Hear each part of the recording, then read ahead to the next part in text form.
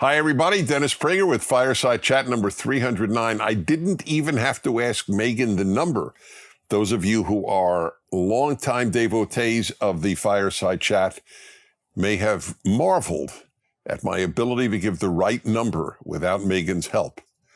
The reason is so many people have commented on 308, the Robert Kennedy Jr.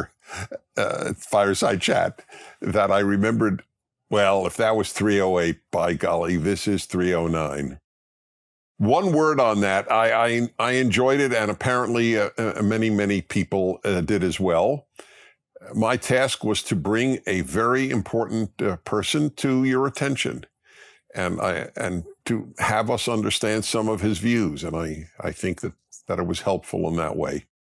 I will only comment on one aspect that I would like to have emphasized, but my point wasn't to make my points. My point was for you to get to know Robert F. Kennedy Jr. And so I spoke relatively briefly in the course of the time beyond questions. I just want to note, though, that here's a man who is very much of the belief that climate change constitutes an existential threat. I don't share that view. I don't deny climate change. I deny that it constitutes an existential threat to humanity. But it's okay. Let me just give one philosophical note. If I had to agree with everything that people I admire believe or advocate, then I would admire no one. There is no one with whom I am always in agreement. And I know I am the recipient of that. I have learned so much about human nature being a public figure. I will get emails. I have actually read this on my radio show, where I will get an email, I've really admired you and adored you for 30 years. And then you said, and then they fill in the blank. And now I realize I can't trust you. And even on occasion, you're a fraud. I'm thinking, I fooled you for 30 years? That's quite an achievement. People tend toward an all or nothing view. And it's a bad thing in all of life, all or nothing. All or nothing will always lead to nothing. Always. There's no such thing as all. It's like having it all. This old feminist line, women can have it all.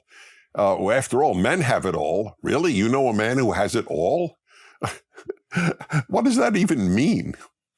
So one point, though, that he acknowledged, and I did repeat because I wanted you, the viewer, or you, the listener, to be aware of, was his statement that some of the means being used to wean us away from fossil fuel, some of those means are totalitarian. That was his word.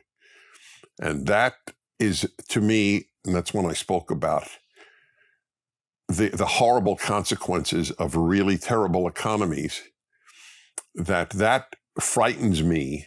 Totalitarian means to get us off fossil fuel frighten me more than fossil fuel.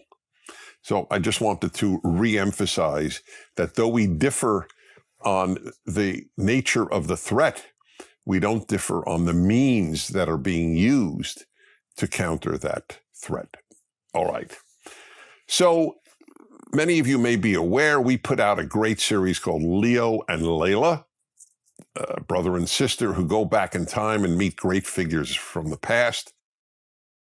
Two of them have been attacked universally on the left, universally. New York Times, Washington Post, Los Angeles Times, PBS, NPR,